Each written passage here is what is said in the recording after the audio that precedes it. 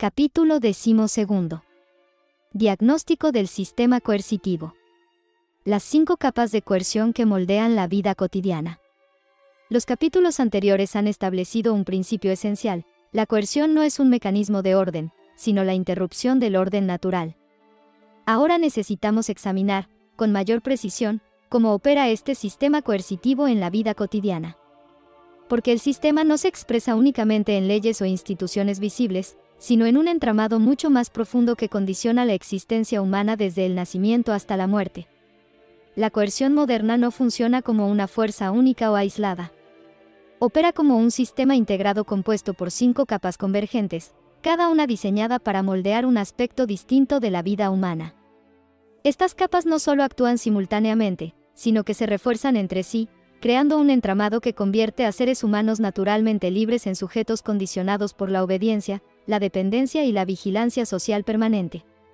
La inmensa mayoría de las personas no perciben estas capas como coerción. Han sido condicionadas para interpretarlas como normalidad, civismo, progreso, protección o responsabilidad social. Por ello, el primer paso hacia la recuperación del orden natural es reconocer estas capas en su verdadera naturaleza, mecanismos artificiales de control diseñados para sustituir las relaciones espontáneas del orden natural por relaciones de dependencia estructural. Las 5 capas se despliegan de la siguiente manera. Coerción económica. Controla la conducta humana mediante la administración artificial de los recursos materiales. No es el intercambio libre, sino el condicionamiento de la subsistencia mediante reglas artificiales que determinan cómo, cuándo y bajo qué condiciones una persona puede producir, intercambiar o conservar los frutos de su trabajo. Coerción legal. Impone obligaciones territoriales artificiales que nada tienen que ver con el principio natural de no iniciar daño.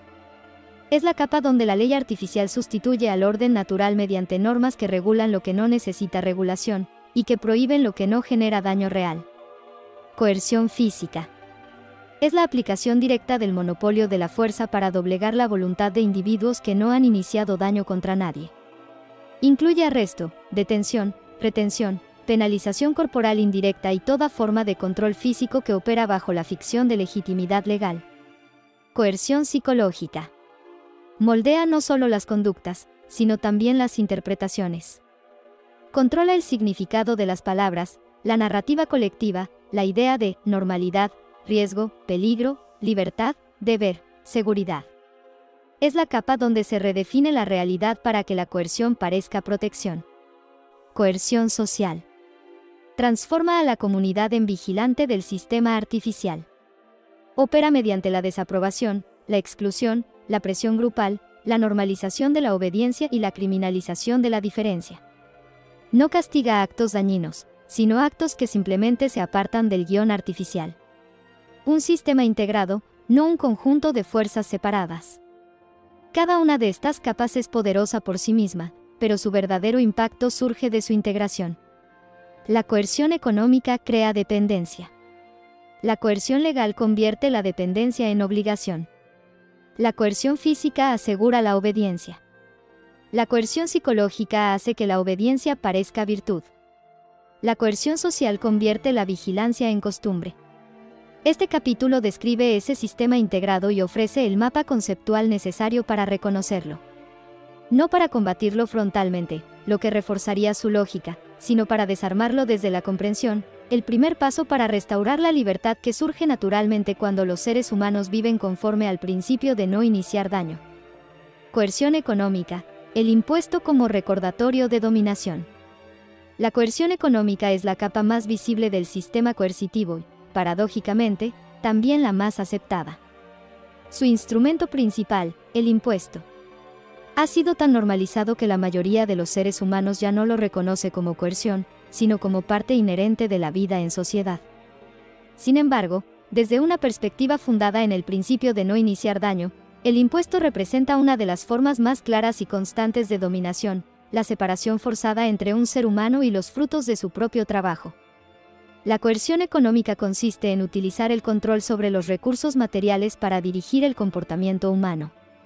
No se basa en acuerdos voluntarios ni en intercambios libres, sino en pagos obligatorios, establecidos unilateralmente por la ley artificial y exigidos mediante la amenaza explícita de castigo físico. El impuesto no es, como suele afirmarse, un aporte al bien común. En su esencia, es un recordatorio permanente de subordinación, la constatación de que otro se declara con derecho a decidir qué parte de tu tiempo, tu esfuerzo y tu producción le pertenece. El impuesto como señal política permanente. El impuesto cumple una función psicológica central dentro del orden artificial, recuerda continuamente al individuo que vive bajo la autoridad de otro. No importa cuánto produzca, cuánto ahorre o cuán prudente sea con su vida económica, siempre habrá una porción de su trabajo que le será retirada sin su consentimiento específico. Esa retirada es la marca distintiva del dominio. Sus características dejan claro que se trata de coerción. Obligatoriedad no negociable. No existe la opción de rechazar el impuesto. Toda negativa conduce, finalmente, a la coerción física, embargos, detenciones, confiscaciones o encarcelamiento. La esencia de la coerción económica está en esta ausencia absoluta de elección. Uso sin consentimiento. El individuo no puede decidir cómo se usarán los recursos que se le extraen. El argumento democrático no resuelve esta falta de consentimiento, porque votar no convierte la toma forzada en voluntaria, solo distribuye la responsabilidad entre muchos. El impuesto sigue siendo una acción no consensuada. Expansión estructural. El nivel impositivo tiende a aumentar con el tiempo. No por mejoras proporcionales en los servicios, sino porque el sistema coercitivo requiere recursos crecientes para sostener su propia estructura. Diversificación del gravamen. El impuesto se multiplica en diferentes formas: renta, consumo, propiedad, herencia, transacciones, importaciones, salarios, etc., creando un entorno donde prácticamente cualquier acción económica genera obligación tributaria. La presión se vuelve ambiental. Los 5 mecanismos con los que opera la coerción económica. Extracción forzada de recursos. El sistema separa a las personas de los frutos de su trabajo sin su consentimiento directo. Esto incluye gravar el ingreso laboral, el consumo básico, la propiedad acumulada, la transmisión hereditaria, el intercambio comercial. La extracción es coerción porque la negativa no es una opción viable sin enfrentar castigos. Externalización artificial de responsabilidades. La coerción fiscal promete reemplazar aspectos naturales de la responsabilidad personal, ahorro, previsión, planificación familiar, salud preventiva, mediante instituciones que operan con recursos extraídos.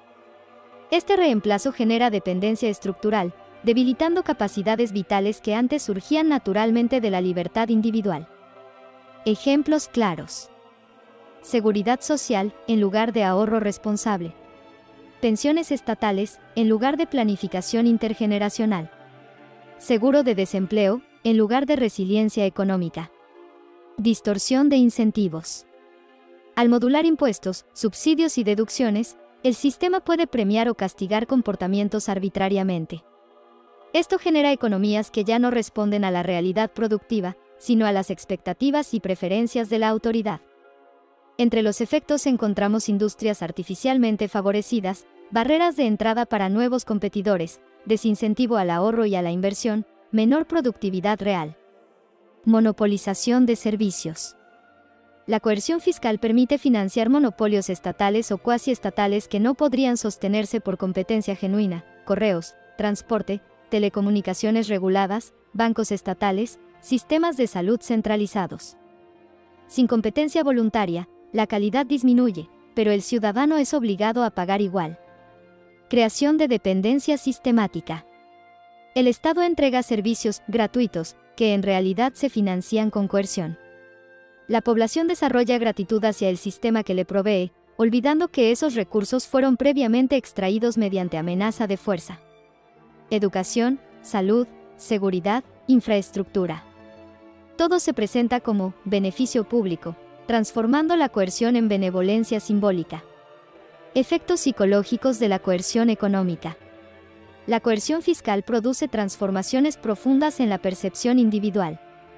A. Sentimiento de impotencia económica, plenamente su propio trabajo. B. Expectativas irreales. Aprende a esperar que el sistema resuelva lo que naturalmente podría resolver él mismo. C. pérdida de sensibilidad al costo. Los servicios financiados por coerción se perciben como gratuitos, erosionando la prudencia económica. D. Gratitud artificial. El individuo agradece al sistema por devolverle parte de lo que ya le arrebató. E. Dependencia emocional y material. La autosuficiencia se debilita, la dependencia se vuelve virtud social. El impuesto como tecnología de control social. Más allá de su función económica, el impuesto es un instrumento de ingeniería social, controla elecciones laborales, dirige patrones de consumo, desalienta el ahorro, castiga la independencia económica, premia la subordinación. La coerción económica es una arquitectura psicológica, hace que el individuo internalice la idea de que no puede prosperar sin el sistema que lo grava. Resistencia a la coerción económica. La resistencia emerge de múltiples maneras. Evasión fiscal, como forma de autopreservación económica. Economías paralelas, trueque, criptomonedas, producción local, comercio informal. Resistencia política y filosófica, movimientos por descentralización, reducción del Estado, soberanía económica o libertad fiscal. Estas expresiones no surgen por rebeldía, sino por una verdad simple: la coerción económica es contraria a la naturaleza humana, y lo que contradice la naturaleza tarde o temprano encuentra resistencia. Conclusión. La coerción económica funciona porque se apoya en una necesidad fundamental, la supervivencia. Pero esa misma necesidad revela la fragilidad del sistema.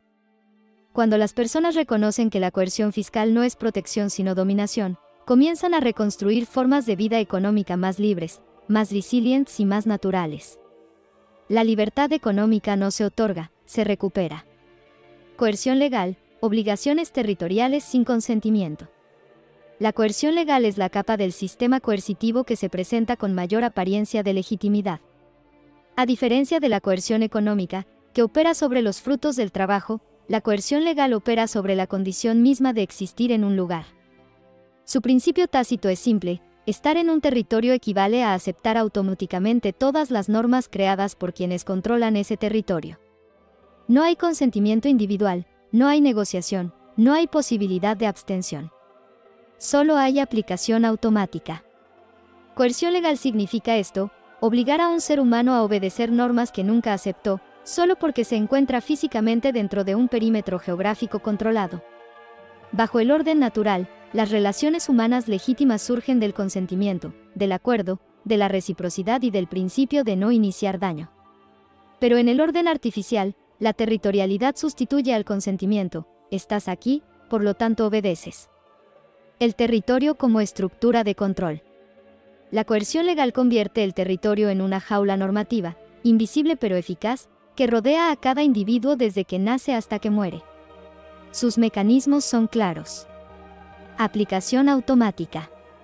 Ninguna persona elige estar sujeta a un conjunto específico de leyes. Basta con que exista físicamente en un punto del mapa para deber obediencia completa a una estructura legal que no creó. Imposibilidad real de exclusión. El territorio no es un contrato del que pueda uno retirarse. No existe la opción individual de rechazar normas sin enfrentar castigo. La famosa frase: si no te gusta, vete, desconoce que no hay territorio sin dueños políticos. Emigrar no evita la coerción, solo cambia de coerción. Nacer en un territorio no implica haber consentido a nada. Uniformidad impuesta. La ley artificial trata a todas las personas como idénticas, ignorando circunstancias, valores, acuerdos voluntarios o preferencias. La uniformidad es un producto de la coerción, no de la naturaleza. Irrevocabilidad individual. Un individuo no puede modificar una ley que lo afecta directamente, debe aceptar el paquete completo de regulaciones creadas por otros, aunque contradigan su naturaleza, su conciencia o sus acuerdos privados. 5 mecanismos centrales de coerción legal. Monopolio territorial de la jurisdicción.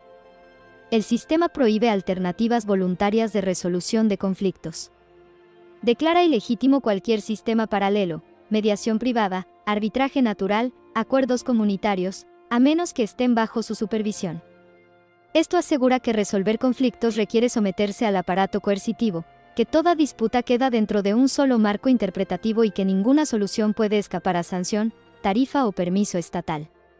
Obligaciones automáticas sin consentimiento. Se imponen obligaciones simplemente por existir en el territorio, pagar impuestos, acatar regulaciones, obedecer códigos municipales, obtener licencias para actividades naturales como trabajar o comerciar. Estas obligaciones no requieren contrato alguno.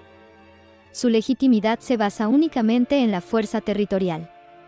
Prohibiciones basadas en ubicación. La ley artificial prohíbe conductas que no inician daño a ningún ser vivo, pero que son arbitrariamente definidas como ilegales. El criterio no es el daño, es la voluntad del legislador. Ejemplos típicos. Prohibiciones de plantas o sustancias. Restricciones sobre herramientas o armas. Límites a formas de expresión o asociación. Prohibiciones de oficios sin licencia. La conducta es tratada como peligrosa, no por su efecto real, sino por su disonancia con el sistema. Autorizaciones previas para actividades naturales.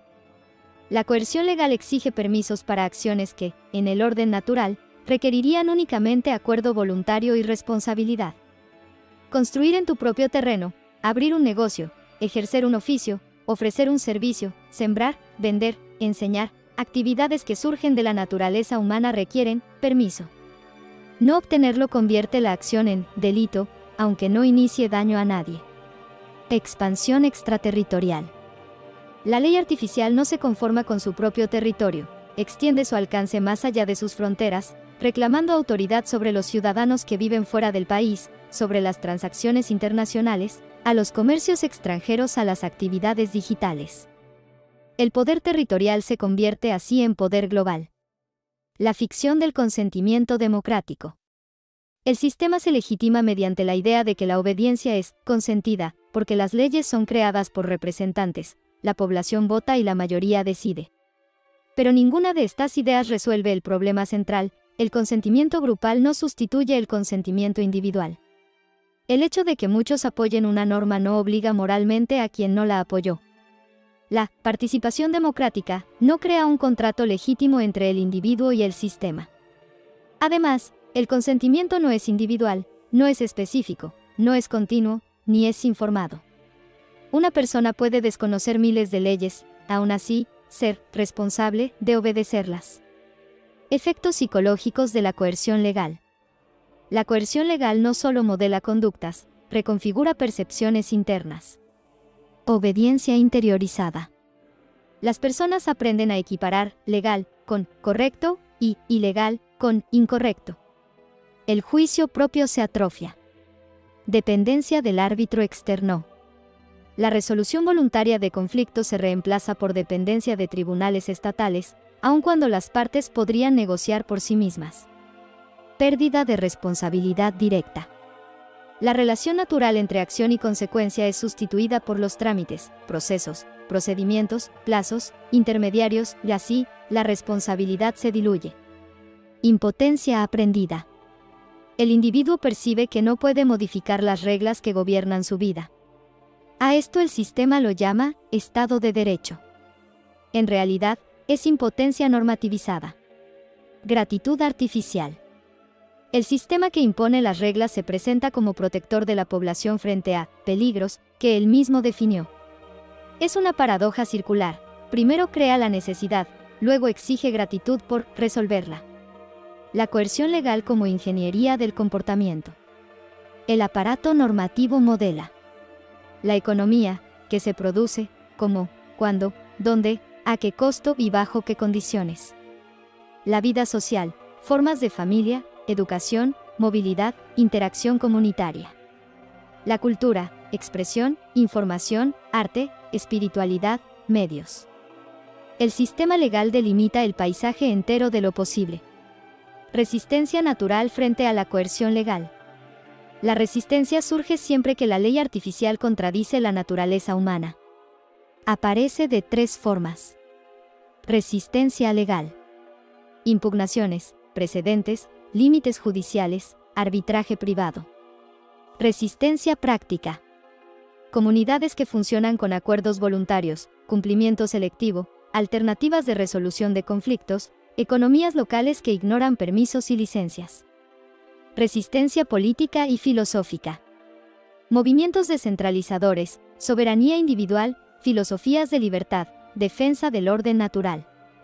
La resistencia no surge por rebeldía, surge porque la coerción es contraria a la naturaleza del ser vivo. Lección central. La coerción legal funciona porque se apoya en una estructura territorial que no permite la abstención individual. Pero precisamente por eso, es frágil. Un sistema basado en obligaciones sin consentimiento solo puede sostenerse mientras la población no entienda el principio de no iniciar daño, confunda obediencia con moralidad, crea que la ley artificial es la ley. Cuando esa ilusión se rompe, la coerción territorial colapsa. La libertad no requiere permiso, solo requiere reconocimiento. Coerción física, el cuerpo como rehén. La coerción física es la forma más explícita y primitiva del sistema coercitivo. A diferencia de la coerción económica o legal, que operan mediante mediaciones abstractas como impuestos, regulaciones o procedimientos, la coerción física opera directamente sobre lo más elemental, el cuerpo del ser humano. Su mensaje es inmediato e imposible de malinterpretar: obedeces, o tu cuerpo pagará el precio. En el orden natural, la fuerza solo aparece como respuesta para detener un daño que ya ha sido iniciado, una reacción proporcionada para preservar la vida o la integridad. Pero en el orden artificial, la fuerza se transforma en violencia, un instrumento para moldear comportamiento, independientemente de si el individuo ha iniciado daño alguno. Por eso la coerción física no solo contradice el principio de no agresión, lo niega abiertamente. El cuerpo como territorio de control. El sistema coercitivo convierte el cuerpo en un espacio donde se ejerce autoridad directa. No hay intermediarios simbólicos, lo que está en juego es la movilidad, el dolor, la integridad, la libertad inmediata de acción. Las características esenciales de este control son claras. Inmediatez. La coerción física no opera en el plano de ideas o palabras. Se aplica aquí y ahora, sin debate. Una mano que empuja, unas esposas que cierran, un cuerpo obligado a ir donde no quiere. No negociabilidad. Cuando irrumpe la fuerza física, la negociación se vuelve imposible. En ese momento, toda diferencia entre orden jurídico, procedimiento, protocolo, desaparece. Solo queda la obediencia o el daño. Universalidad. El cuerpo humano es vulnerable por naturaleza. No importa estatus, riqueza o educación, la coerción física puede aplicarse a cualquiera. Posibilidad de daño irreversible. La violencia física no siempre se queda en amenaza. Puede dejar huellas permanentes, heridas visibles e invisibles, traumas que reorganizan la conducta. 5 modalidades de coerción física. Aunque se manifiesta de diferentes formas, su esencia es siempre la misma: moldear conducta mediante amenaza o aplicación de violencia. La amenaza de fuerza. El sistema deja claro que cruzar ciertos límites, aunque no se inicie daño a ningún ser vivo, resultará en daño corporal o privación de libertad. Ejemplos comunes. Si no obedece, será arrestado. Si no paga, embargaremos y lo sacaremos por la fuerza. Si no cumple el protocolo, no podrá moverse libremente. La amenaza basta para moldear millones de comportamientos sin necesidad de violencia abierta. La aplicación directa de fuerza. Aquí la violencia deja de ser potencial y se ejecuta sobre el cuerpo. Arrestos físicos. Reducción de una persona al suelo. Restricciones físicas, por seguridad. Internamientos forzosos. En todos los casos, la condición que habilita esta fuerza no es haber iniciado daño, sino haber desobedecido. Restricción de movilidad. El movimiento es una de las expresiones más naturales de la vida. Por eso, controlarlo es una forma sofisticada de dominación: arresto domiciliario, prohibición de ingreso a zonas, checkpoints obligatorios, retención temporal, por procedimiento, inmovilización de vehículos. Quien controla la movilidad controla la vida práctica del individuo. Coerción médica. El cuerpo se convierte en objeto de intervención obligatoria, por su bien o por el bien común: tratamientos impuestos, hospitalizaciones no consentidas, evaluaciones psiquiátricas forzosas, restricción de movimiento en nombre de riesgos sanitarios. La característica central es la negación del consentimiento, aun cuando no existe daño iniciado hacia otro. Confiscación y destrucción de propiedad mediante fuerza. Aunque parezca indirecto, Este mecanismo opera sobre el cuerpo mediante la amenaza de violencia para retirar bienes. Demolición de construcciones no autorizadas. Decomiso de herramientas de trabajo. Incautación de animales. Ocupación policial de espacios privados. La propiedad se toca, pero lo que se amenaza es el cuerpo que intente defenderla. Efectos psicológicos de la coerción física. La coerción física no solo controla cuerpos y moldea mentes. Pérdida de autonomía corporal. El individuo aprende que su cuerpo no está totalmente bajo su propia jurisdicción. Alguien más puede decidir dónde puede estar, cómo puede moverse, qué debe hacer y qué puede recibir como tratamiento. Trauma. Incluso la mera amenaza de violencia genera patrones de evitación, sumisión automática y silencio interior. Desmotivación para resistir. Cuando el precio de la disidencia es físico, la mayoría renuncia antes de intentar. Dependencia del agresor institucional. Paradójicamente, la misma fuerza que amenaza al individuo es presentada como su protección. El cuerpo aprende a temer y a agradecer al mismo tiempo.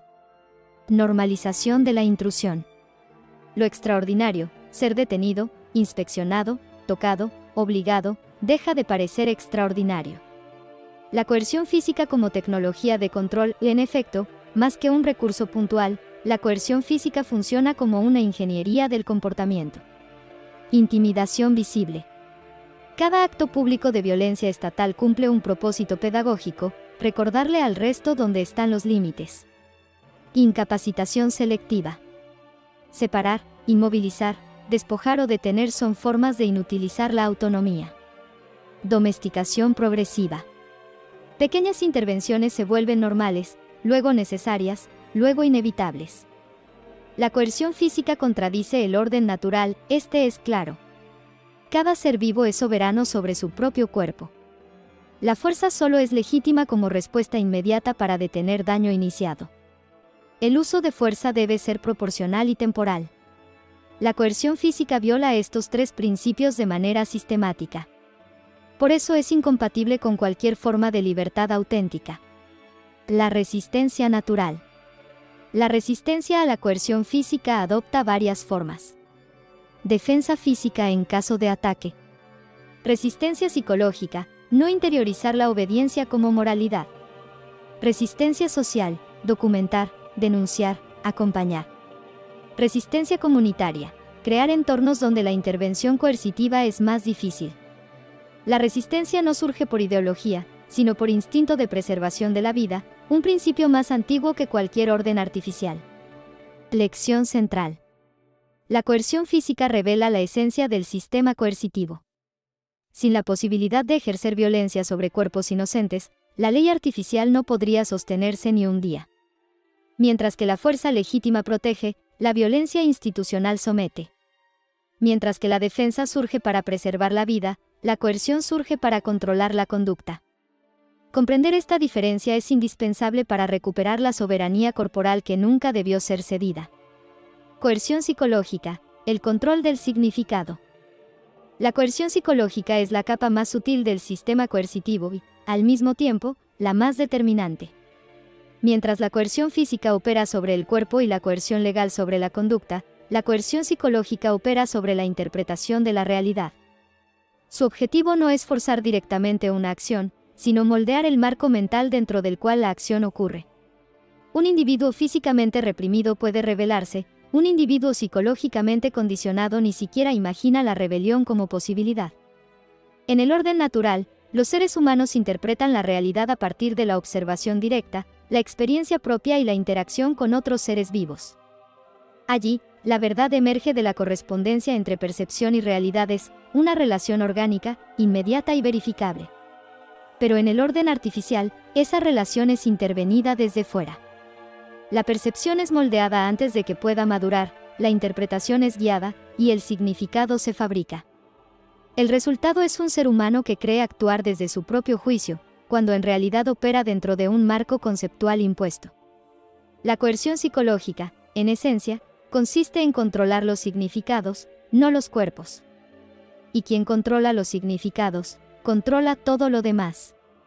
El control del significado como tecnología de dominación. Esta forma de coerción es tan eficaz porque no se percibe como coerción. No irrumpe en la vida con uniformes, armas o decretos, se cuela en el lenguaje, en la educación, en la cultura, en los medios y en las emociones cotidianas. La persona que vive bajo coerción psicológica no siente que está siendo manipulada, siente que está pensando por sí misma. Sus rasgos centrales son 3. Invisibilidad. Opera sin activar defensas. Lo impuesto no se vive como imposición, se vive como sentido común. Internalización. Los marcos ajenos se integran como propios. Las ideas del sistema se convierten en identidad personal. Autorreforzamiento. El individuo manipulado se convierte en defensor del propio sistema que lo limita, y no por miedo, sino por convicción inducida. La coerción física necesita fuerza. La coerción psicológica solo necesita palabras, símbolos y silencios. 5 mecanismos funcionales de coerción psicológica. Aunque se manifiesta de distintas formas, su estructura es consistente: controlar que puede ser pensado, sentido o imaginado. Control de la información. No solo se decide que se dice, sino que no puede decirse. Que se enseña, que se omite, que se exagera y que se silencia. Ejemplos claros. Educación obligatoria que fija una versión única de la historia. Medios que presentan interpretaciones uniformes. Censura directa o indirecta. Plataformas que expulsan narrativas divergentes. Quien controla lo que se puede conocer controla lo que se puede creer. Redefinición de conceptos. El sistema no solo controla datos, controla significados. Toma palabras naturales y las reinterpreta hasta invertir su esencia. Ejemplos paradigmáticos. Libertad, reinterpretada como libertad regulada. Seguridad, como dependencia de autoridades. Responsabilidad, como cumplimiento. Ciudadanía, como obediencia. El lenguaje deja de describir la realidad y comienza a describir el marco artificial que la reemplaza. Creación de realidades artificiales. La coerción psicológica fabrica entornos que simulan ser naturales, pero que han sido diseñados para delimitar la percepción. Ejemplos. Sistemas democráticos sin alternativas reales. Sistemas educativos que no enseñan a pensar. Sistemas sanitarios basados en medicalización.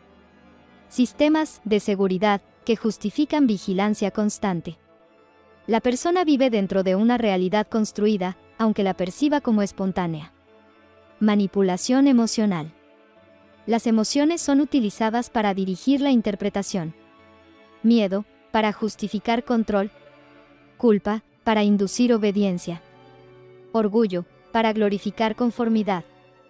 Resentimiento, para dividir comunidades naturales. Una persona emocionalmente manipulada no necesita coerción física, acepta el marco porque necesita sentir que pertenece a él. Implantación de sesgos interpretativos. El sistema induce patrones de pensamiento que se activan de manera automática. Sesgo de autoridad, lo oficial igual a lo correcto. Sesgo de conformidad, la mayoría igual a la verdad. Sesgo de disponibilidad, lo repetido igual a lo real. Sesgo de confirmación, lo familiar igual a lo verdadero. Así, incluso sin supervisión externa, la persona interpreta la realidad de manera compatible con el sistema coercitivo. Manifestaciones en contextos específicos. Educación. La coerción psicológica se siembra temprano. Historia simplificada hasta volverse propaganda. Obediencia confundida con civismo. Pensamiento crítico domesticado. Dependencia emocional hacia la autoridad. Medios y cultura. La narrativa oficial se normaliza mediante noticias uniformes. Entretenimiento que glorifica la obediencia. Publicidad que crea necesidades artificiales. Algoritmos que premian la conformidad. Medicina. La coerción adopta forma terapéutica. Patologización de la disidencia. Medicalización de la emoción. Silenciamiento de alternativas terapéuticas. Autoridad científica como dogma. Religión y espiritualidad. Incluso lo sagrado puede ser desvinculado de su sentido natural. Religiones civiles centradas en el Estado. Rituales de obediencia disfrazados de civismo. Espiritualidades domesticadas para evitar cuestionamientos profundos. Efectos psicológicos. La coerción psicológica deja huellas profundas. Inhabilidad para cuestionar. El pensamiento crítico no se reprime, se previene antes de nacer. Dependencia interpretativa. Las personas no confían en su propio discernimiento y buscan validación externa para saber qué es real. Normalización de la sumisión. Obedecer ya no parece sumisión, sino virtud. Disolución de la agencia personal. El individuo entrega su capacidad de decidir al sistema que interpreta la vida por él. Rechazo activo a verdades incómodas. La narrativa oficial no solo se acepta, se defiende emocionalmente. Porque la coerción psicológica contradice el orden natural. El orden natural se basa en 4 principios. 1. Autonomía intelectual. Cada ser vivo interpreta la realidad desde su experiencia. 2. Acceso libre a la verdad.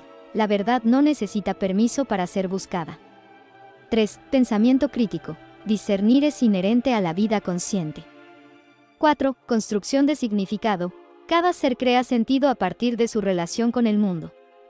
La coerción psicológica niega los 4, sustituyéndolos por dependencia, obediencia, conformidad y significado autorizado. La resistencia natural. A diferencia de la resistencia física o legal, la resistencia psicológica nace del despertar del discernimiento. Se manifiesta como búsqueda de información no filtrada, reconstrucción autónoma del lenguaje, recuperación de silencio interior para observar la realidad sin intermediarios, comunidades que cultivan pensamiento independiente, desobediencia interpretativa, negarse a aceptar el marco conceptual impuesto. Lección central. La coerción psicológica es la más peligrosa porque opera antes de la conducta. No necesita convencer al cuerpo si ya ha convencido a la mente. No necesita prohibir acciones si ya ha reducido la imaginación. Quien controla el significado controla la percepción, quien controla la percepción controla la conducta, quien controla la conducta controla la sociedad. Liberarse de esta capa implica recuperar la facultad de interpretar la realidad sin intermediarios, restaurar la conexión entre percepción y verdad, y volver a sentir el mundo sin la mediación constante de estructuras artificiales que dictan lo que debe pensarse. Coerción social, la comunidad convertida en vigilante. La coerción social es, quizá, la capa más traicionera del sistema coercitivo, porque utiliza precisamente aquello que debería sostenernos, la comunidad. No llega con uniformes ni con decretos visibles, y llega con miradas, comentarios, silencios, chismes, reputación, inclusión y exclusión. Su operación básica consiste en convertir a la comunidad natural en extensión voluntaria del orden artificial. En el orden natural, la comunidad surge de afinidades reales, cooperación espontánea y apoyo mutuo. En el orden artificial, esa misma comunidad es reprogramada para convertirse en vigilante, observa, juzga y corrige a sus miembros según criterios que no nacen de la vida, sino del sistema. La comunidad como brazo del sistema. Cuando la coerción social está plenamente instalada, la comunidad deja de ser refugio y se transforma en filtro. Lo que se sale de la norma del sistema se percibe como peligroso o irresponsable. Lo que se ajusta a la norma se celebra como maduro, civilizado o correcto. La vida personal deja de ser asunto propio y pasa a ser materia de interés público. Así, la intrusión deja de vivirse como invasión y pasa a llamarse preocupación. La presión deja de vivirse como control y pasa a llamarse cuidado. La vigilancia deja de vivirse como sospecha y pasa a llamarse responsabilidad social. Mecanismos básicos de coerción social. Podemos sintetizar su funcionamiento en 4 movimientos centrales. 1. Estigmatizar la disidencia. Quien cuestiona narrativas oficiales, rechaza ciertas prácticas obligatorias o se aparta de expectativas estándares etiquetado como raro, peligroso, egoísta, conspiranoico, irresponsable con el bien común. El mensaje implícito es, pensar por ti mismo te costará tu pertenencia. 2. Presionar hacia la conformidad. No hace falta una ley para empujar a un joven hacia la carrera segura, al empleo dependiente o al consumo estándar. basta la presión familiar, la comparación social, el miedo al juicio de los otros. Se confunde estabilidad con sumisión, y prudencia con renuncia a la propia vocación. 3. Castigar la no conformidad. La exclusión no siempre es formal, muchas veces es silenciosa, no invitaciones, no acceso, no recomendaciones, no oportunidades. El mensaje es claro: si no juegas según las reglas del sistema, tu vida se hará más difícil, no por decreto, sino por la reacción de tu entorno. 4. Instalar vigilancia mutua. La denuncia ciudadana, las brigadas, por la seguridad del barrio, la presión para reportar comportamientos sospechosos, incluso el linchamiento simbólico en redes sociales, todo eso convierte a vecinos, colegas, amigos y familiares en extensores del control central. Ya no hace falta que el sistema mire, la comunidad mira por él. Efectos sobre la vida comunitaria. La consecuencia más profunda es la desnaturalización de la comunidad. La comunidad ya no se organiza en torno a la cooperación, sino en torno al cumplimiento. Los vínculos dejan de basarse en afinidad genuina y pasan a basarse en compartir el mismo grado de obediencia. La pertenencia se compra al precio de la autocensura y la renuncia a la propia autenticidad. Esto genera 3 efectos psicológicos muy claros. 1. Miedo constante al juicio social. El individuo empieza a decidir no desde la verdad o la justicia, sino desde la pregunta: ¿qué van a pensar los demás? 2. Dependencia de la validación externa. La autoestima se mide según la aprobación del grupo, no según la coherencia con la propia conciencia. 3. Pérdida de capacidad de crítica social. Criticar al sistema parece, al mismo tiempo, criticar a la familia, al barrio, a los compañeros de trabajo. Así, cualquier cuestionamiento se percibe como traición. Coerción social vs. orden natural. En el orden natural, las comunidades son voluntarias, se eligen o se abandonan sin castigo moral. La diversidad de caminos es vista como riqueza, no como amenaza. El apoyo mutuo no exige renuncia a la propia autonomía, sino que la refuerza. La coerción social viola todo esto, impone pertenencia condicionada, aplana la diversidad y convierte la ayuda en control. Resistencia a la coerción social. La resistencia no consiste en aislarse del mundo, sino en restaurar comunidades auténticas. Construir vínculos basados en principios compartidos y respeto a la autonomía de cada uno. Mantener relaciones donde la disidencia no rompa el vínculo, sino que lo enriquezca. Crear espacios donde la libertad no sea tolerada a regañadientes, sino reconocida como condición natural. La clave está en recuperar una forma de comunidad que no funcione como brazo del sistema, sino como expresión de la vida misma. El mapa integrado, cómo operan juntas las 5 capas. Hasta aquí hemos descrito 5 formas de coerción: económica, legal, física, psicológica y social. Ninguna de ellas, por sí sola, basta para sostener un orden artificial a largo plazo. Su verdadero poder aparece cuando se entrelazan y se refuerzan mutuamente. El sistema coercitivo no es una suma de mecanismos sueltos, es una arquitectura integrada diseñada, o emergida, para cubrir todos los frentes, recursos, cuerpos, normas, mente y relaciones. Refuerzo mutuo. Cada capa compensa las limitaciones de las otras. Si alguien esquiva parcialmente la coerción económica, aparece la coerción legal. Si resiste una ley injusta, aparece la coerción física. Si soporta la fuerza, entra la coerción psicológica para intentar redefinir su percepción. Si aún así mantiene su criterio, entra la coerción social, el costo relacional. Ejemplo sencillo. Un emprendedor quiere operar fuera del esquema tradicional. Coerción económica, impuestos, tasas, trabas administrativas. Coerción legal, licencias, requisitos, normas restrictivas. Coerción física, clausuras, operativos, decomisos. Coerción psicológica, narrativa de que no cumple, es informal, es irresponsable. Coerción social, vecinos, familiares y colegas sugiriendo que es mejor no meterse en problemas. El resultado: no hace falta un solo mecanismo absoluto, la combinación basta. Captura progresiva de la vida humana. La arquitectura coercitiva se instala por etapas. Infancia, coerción psicológica y social, sobre todo a través de educación y familia condicionada. Juventud, coerción legal y social, normas, reglamentos, expectativas de hacer lo correcto. Adultez, coerción económica y legal, trabajo, impuestos, contratos, obligaciones. Vejez, coerción médica y económica, dependencia de pensiones, sistemas sanitarios controlados. Así, la persona llega a la madurez ya dentro de una red que parece normal porque la ha acompañado desde el principio. Autojustificación del sistema. Cada capa se justifica mediante las otras.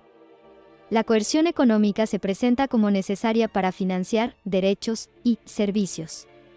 La coerción legal se presenta como necesaria para proteger a los vulnerables y garantizar seguridad jurídica.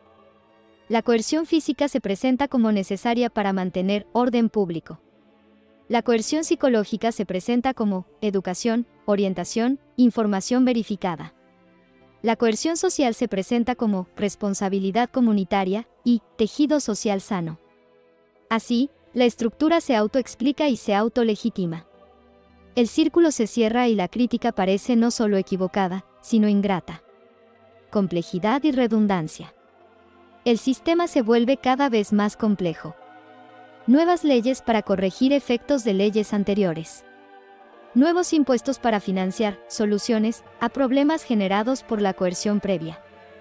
Nuevas campañas de comunicación para gestionar la percepción respecto a todo lo anterior. Esta complejidad genera dos efectos simultáneos. 1. Para el ciudadano, es casi imposible comprender el mapa completo. 2. Para el sistema, es más fácil esconder la relación causal entre coerción y caos. Fragilidad de la integración. Paradójicamente, la misma integración que hace fuerte al sistema también lo hace frágil. Si se erosiona la legitimidad psicológica, las narrativas dejan de convencer, la coerción social empieza a fallar. Si la coerción social se debilita, la coerción económica y legal se hacen más visibles y más contestadas. Si la coerción económica se vuelve insostenible, el sistema empieza a colapsar financieramente. Si las capas comienzan a fallar al mismo tiempo, la estructura deja de autocontenerse. El sistema depende de algo que no puede producir por sí mismo, la cooperación y el consentimiento, aunque sea mínimo, de los individuos que controla. Lección del sistema integrado. El diagnóstico final es claro. No basta con ver el impuesto aislado, ni la ley aislada, ni la policía aislada, ni los medios aislados, ni la presión social aislada. Lo que sostiene al orden artificial es la red de coerciones que se refuerzan entre sí sobre la vida cotidiana. De la misma manera, la salida no puede ser puramente económica, ni solo legal, ni solo psicológica, ni solo comunitaria.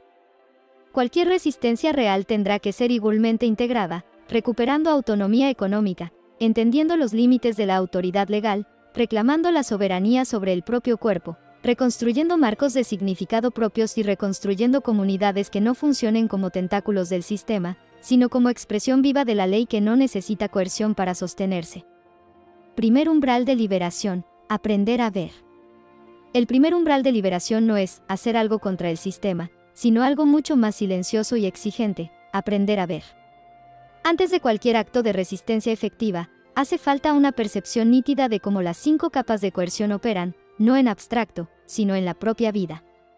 Mientras el individuo no ve, puede indignarse, reaccionar, rebelarse impulsivamente, pero casi siempre terminará reforzando la estructura que intenta desafiar. La liberación comienza cuando la persona adquiere la capacidad de reconocer, con serenidad y precisión, dónde y cómo está siendo moldeada. Primer umbral de liberación. El desarrollo de la capacidad de percibir conscientemente las 5 capas de coerción, económica, legal, física, psicológica y social, en la propia experiencia cotidiana y en la de otros, reconociendo cómo moldean conducta y percepción incluso cuando no hay violencia visible. ¿Por qué ver es el primer paso? Aprender a ver cumple varias funciones decisivas. 1. Precede a toda acción eficaz. La acción sin comprensión es reacción. Puede ser ruidosa, valiente, incluso heroica, pero si no entiende la arquitectura del adversario, suele terminar canalizada, absorbida o utilizada como justificación para más control. 2. Desactiva la negación interna. Mientras la coerción siga siendo percibida como normal, civilizada o necesaria, la mente se resiste a cuestionarla. Verla con claridad rompe la autojustificación interna que mantiene la sumisión. 3. Abre la puerta a una resistencia auténtica. La resistencia auténtica no nace de la rabia ciega, sino de la comprensión. Sé qué está pasando, sé por qué es inmoral y sé que no quiero seguir alimentando. 4. Crea inmunidad psicológica. Cuando el individuo reconoce los mecanismos, los mensajes dejan de ser hipnóticos. Siguen estando ahí, pero dejan de tener el mismo poder de arrastre. 5. Permite coordinación con otros. Solo quienes ven lo mismo pueden cooperar en algo distinto. Sin un diagnóstico compartido, la acción conjunta se dispersa. Los 5 focos de visión. Aprender a ver cada capa. Aprender a ver significa, sobre todo, poner nombre a lo que antes se daba por hecho. Ver la coerción económica. Es reconocer que la relación con el dinero, el trabajo y los servicios públicos no es neutra. Señales de que la persona empieza a ver. Deja de llamar libertad económica a la dependencia total de un salario. Reconoce que los impuestos no son aportaciones voluntarias, sino extracciones obligatorias respaldadas por fuerza. Percibe que la llamada seguridad social genera dependencia estructural, no autonomía. Empieza a preguntarse si el empleo estable es seguridad real o simplemente subordinación bien pagada. Ver la coerción legal. Es ver que la figura de la ley territorial no descansa en el consentimiento individual, sino en la imposición. Señales. Comprende que estar en un territorio implica someterse a normas que nunca firmó. Deja de confundir legal con legítimo. Percibe que la democracia no resuelve el problema del consentimiento específico. Quien disiente igual queda obligado. Reconoce que la autoridad normativa y la autoridad moral no son lo mismo. Ver la coerción física. Es dejar de ignorar que la base última de la norma positiva es la fuerza. Señales. Deja de ver a la policía solo como protección y reconoce su rol como ejecutor de órdenes, justas o injustas. Entiende que tribunales y multas no son consecuencias naturales, sino decisiones estructuradas de castigo. Reconoce que la vigilancia constante no es mera seguridad, sino control sobre cuerpos y movimientos. Ver la coerción psicológica. Es descubrir que buena parte de lo que uno piensa, cree y siente ha sido cuidadosamente orientado. Señales. Percibe que la educación oficial no es neutra, selecciona historia, valores y relatos funcionales al sistema. Reconoce que los medios de comunicación no informan simplemente, construyen realidad. Empieza a distinguir entre cuidado de la salud y obediencia ciega a una autoridad médica que no admite cuestionamientos. Identifica una religión civil que sacraliza al Estado, al progreso o a la técnica. Ver la coerción social. Es advertir que la presión de la familia, del entorno y de la opinión pública suele operar como extensión del sistema. Señales. Reconoce que la insistencia en tener un trabajo seguro puede ser miedo social, no sabiduría. Percibe que la estigmatización del disidente es una forma de disciplinamiento colectivo. Entiende que cierta preocupación del entorno no es cuidado, sino control encubierto. Identifica el miedo al que dirán como herramienta de gobierno, no solo como rasgo cultural. Etapas del proceso de aprender a ver. Este primer umbral no se cruza de un día para otro. Es un proceso. Etapa 1. Primeras grietas. La persona empieza a sospechar que algo no encaja. Si no pago, me castigan. ¿Eso es realmente voluntario? ¿Por qué casi todo en mi vida depende de permisos? ¿Por qué la versión oficial de la historia siempre justifica al vencedor? Aquí aparece la incomodidad inicial, la normalidad se agrieta. Etapa 2. Reconocimiento de patrones.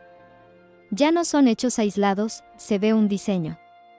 Descubre que en casi todas las decisiones importantes hay una capa de obligación, amenaza o dependencia. Reconoce que la noción de libertad dominante está llena de condiciones y asteriscos. Empieza a ver que seguridad casi siempre implica renunciar a algo esencial.